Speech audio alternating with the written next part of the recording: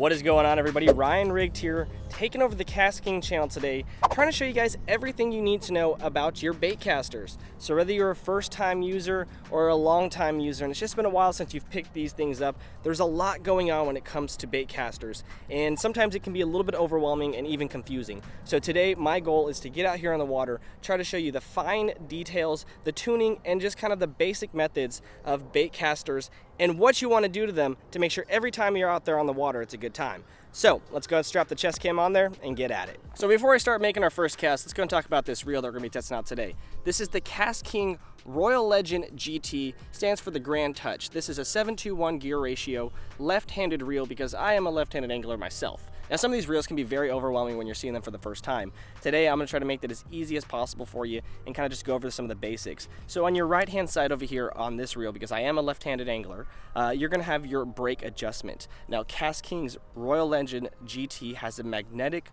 brake system. So what this little doohickey does is it adjusts the amount of magnitude that's on the spool because it is a magnetic brake system. So basically if you have it all the way up, you're gonna have max magnitude. If you're gonna have it all the way down, you're gonna have minimal magnitude or absolutely none, and you're gonna probably get backlashes very easily. And on the opposite side of this reel, we're gonna have the spool adjustment knob. It's got a nice clicking sound on this one of my favorite things about KastKing. And then we have the drag system. You have your drag star right here. Now, it's kind of straightforward. This drag star is going to control your drag. If you push it forward, it's going to tighten that drag up. If you push it backwards, it's going to loosen that drag. So you can kind of have the fish run a little bit more. Now, everything's going to adjust depending on what lures you're tossing, what line you're tossing. We'll talk a little bit more about that when we're actually out there on the water. So now that we've gone over some of the basics, let's go to make our way down to the water, try to find a nice little location to fish, and show you a little bit more about your bait casters. Here we go. This looks like a fairly good spot. So now that we got our bait caster ready to go, show you guys a little bit more about this thing, what you want to do to tune it in. So if you're a first time user pulling out your bait caster for the first time, it might be a little bit scary. You know, backlashes do happen. If you don't know about a backlash, basically what happens is these spools can overspin, releasing all the line on your reel and causing a nasty bird's nest or a backlash, and it can just be a real big headache to, try to get out of there. What I typically like to do when I'm throwing my bait caster for the first time, trying to dial it in and trying to tune it, is I will adjust that brake system to the max brake. I want to make sure that there's a max brake on there to reduce that overspin and at the same time compensate for my lack of knowledge, just tossing this reel for the first time. So I'll also put my spool all the way on, and then the first thing I do is I will hit my release button. Once I've released the button, release the spool, as I can see, the lure has not fallen one bit. So what I'm going to start doing is slowly opening up my spool tension knob and waiting. There it goes. So we got a nice free fall. It's not too crazy, not too slow. And then what I'm going to do is just toss it out there, leave my thumb on that spool, make sure it does not backlash on me. And as you can see, we got a nice toss out there. Not too far, it's just right here up against the bank. Ooh, it's getting windy out here. So once we've got that drop nice and smooth, what I do after that is I'll release my brake little by little. I usually keep my brake on about 7 because I typically throw lighter tackle. And when you're throwing lighter tackle, you want to make sure you don't get that whiplash. You have a lot more chance of getting a whiplash when you're throwing a lighter tackle than when you're throwing heavier tackle. And as you can see, we got I believe it's a 1/4 ounce weight on there. We got about halfway across the pond this time, opposed to, I would say, about 1/4 of the way across. It was probably about half the distance that we just had. So once we get that bad boy back in here, I'll show you. We just slowly work it, just little by little. I'm going to open up a few more clicks. It's moving a little fast, but at the same time, what I like to do is make sure if I drop it, it doesn't overspin itself too much. So right now, that's what I'm just waiting for. I let it actually kind of go without my thumb there. As you can see, there's not a lot of overspin, but there's a little bit of overspin. So I know I can trust this cast. Get all the way across. And I can tell that I can get a little bit more off that brake. There's a little bit of resistance on the line when I'm casting. It's not as smooth, not as buttery as I'm used to. So I'm gonna slowly just open up that brake. I got the spool almost in an area where I'm close to, that money spot, at least for this 1/4 ounce weight. Everything will vary depending on what line you're throwing, what weight you're throwing, what lures you're throwing. But once again, you guys might have to kind of do this little by little with each little lure that you're using. If you're a first-time user for bait casters, you probably don't have a ton of setups. You don't fish a ton, so you're not going to have to really worry about dialing in too many things.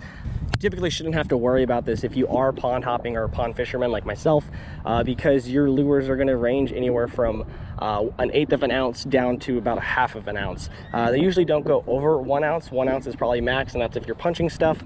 But typically, you know, 1/8 of an ounce is all you need to fish ponds. These ponds here in Texas, at least, they don't get much deeper than about, I'd say, 12 feet, and you got to really chunk it to get out there. So there's not a good chance that, you know, you're even going to be able to use a lure like that. I will say that the thickness of line that you use, the type of line that you use can all vary too. If you're using braid, if you're using mono, it catches in the wind a little bit easier because it floats. So you're gonna have a little bit harder time casting something like mono or braid out there opposed to, you know, throwing fluoro. Today we're fishing 15-pound fluoro on here. That's another thing about your bait casters. I'm sorry I'm throwing so much knowledge on you guys at the same time, but one more thing that I will say is check the line ability of your reels. Some reels, you know, they can do 10-pound line through 15-pound line, and you want to make sure that you're trying to stick to those typical diameters, because what happens if you're throwing too big of line, that spool is not going to be able to adjust to that thickness, and you might over rotate, you might under rotate. Same thing with thin line. It might not be it might be too light to actually throw it. It might be too small of a diameter to work, and it's just going to get tangled up and cause you even more headaches, even more harm. So at the end of the day, make sure you go over what your reel's supposed to be using. Typically 10, 12, 15 pounds are what you should be throwing on bait casters. So now that we've gone over a few of the details and basically everything that you need to know to dial in your bait casters for the first time, or for long time users that's just been a while that you picked them up, I'm gonna go ahead and start fishing and see if we can catch a few of these bad boys and show you what this thing looks like in action. So work my way around this pond. It is pretty late in the evening. It's about 5 p.m. Got about an hour worth of sunlight left. We are rocking 80 degrees. It was in the 50s this morning. So there's still a possibility that, you know, they're out here feeding, but I'm not too sure. We're gonna have to just kind of grind it and see if we can make something happen. So I'm gonna put the big camera away and get to it. All right, we are literally rocking sunset, guys. Like, I didn't even realize the sun is about to go down on us. So got about, I don't know, 10 minutes, 20 minutes.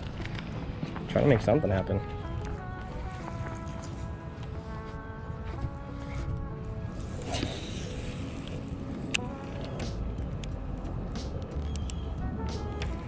Get that break adjusted to 7. That's my honey hole. 7 break, about half spool open. I just typically, man, the only time I go like no break is when I'm throwing something really, really light, and then I keep my spool high. So it's like opposite compensation. It's usually what I tell people. If you're gonna have your break open, you're gonna have to have your spool tight. If you're gonna have your spool tight, break open. I mean, that's the best way to compensate.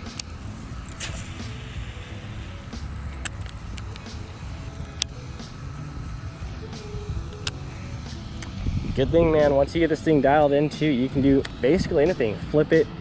I wouldn't say skip it, because skipping it's a little bit different, but you can flip it, pitch it. I mean, overhand, side hand, underhand, whatever you're comfortable with. Once you get these things dialed in, man, it makes it a lot easier to fish. And the way it comes down to fishing when you're bass fishing, there's a lot of casting involved. Sometimes you're picking apart little areas. So dialing in that bait caster can make or break your day out there on the water. You can either be exhausted throwing a spin reel all day, or you can learn a bait caster and just really make it real easy, quick, and efficient to pick apart areas and fish them. Just makes it a lot more fun too. Look at that thing, man. You can get across the entire pond with ease.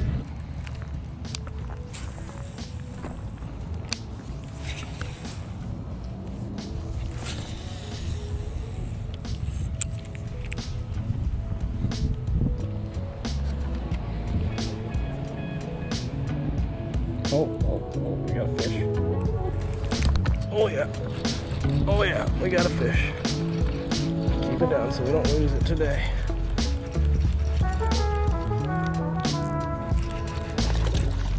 Oh, what's a good boy?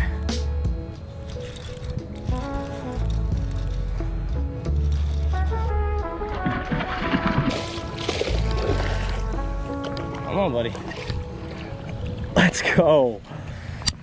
Let's go. I was doubting myself right now. I was really starting to doubt myself. I said, I don't think we're gonna get ourselves one. Look at that, man. Healthy, pretty bass. Whoo! Thick too. I had a feeling we're either gonna get some big boys today, or we are gonna get skunked, or a really small dink. Look at that, man, he choked that thing. Wasn't even thinking twice.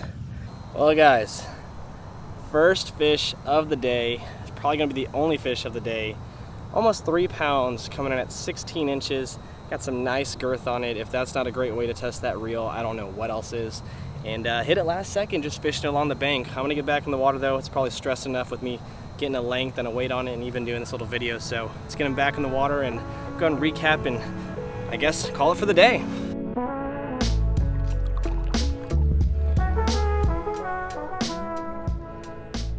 And with that note, we are just gonna end today's video by saying thank you to KastKing for allowing me to take over your channel. It's been a fun evening trying to show everybody how to use these bait casters, how to dial them in for the first time, and just getting out here on the water and making the most of it. So a big thank you to everybody over there at KastKing.